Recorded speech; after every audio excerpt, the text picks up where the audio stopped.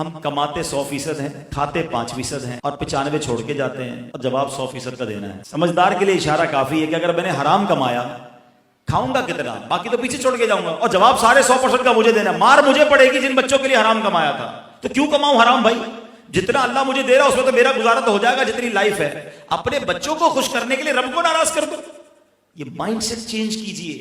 ہم سب کو اپنی کرنی کا خود حساب دینا پڑے گا۔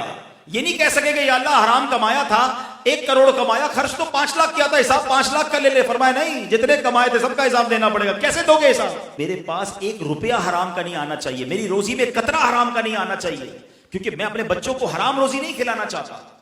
ہم مسلمان ہیں اور ہمارا یہ عقیدہ ہونا چاہیے کہ جو ہمارے نصیب میں ہے نا وہ مل کر رہے گا، اور جو نصیب میں نہیں وہ کوئی چھین نہیں سکتا۔ اللہ نے روزی لکھی ہوئی ہے، حلال ہی ملنی ہے، ہم انتظار تو کریں نا۔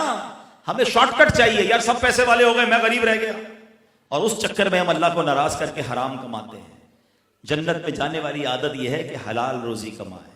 اور میں آپ کو صحیح بتاؤں، حرام روزی آ تو جاتی ہے مگر لائف کی برکت ختم ہو جاتی ہے۔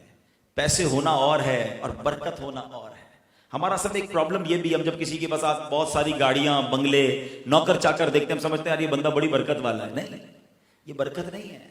برکت کوانٹٹی میں نہیں ہے، برکت کوالٹی میں ہے۔ بہت زیادہ ہو اور حرام کا ہو اور سکون نہ ہو، بیماریاں ہو، ٹینشن ہو، بچے نافرمان ہو، یہ کون سی برکت ہے؟ بے شک تھوڑا ہو، حلال کا ہو، بیماریوں سے پاک ہوں، بچے فرما بردار نمازی ہوں، وہ تھوڑے پیسے بھی برکت والے ہیں۔ تو اللہ سے برکت مانگو، کوانٹٹی نہ مانگو کہ بہت زیادہ دے دے۔ اللہ جتنا دے حلال دے اور برکت والا دے۔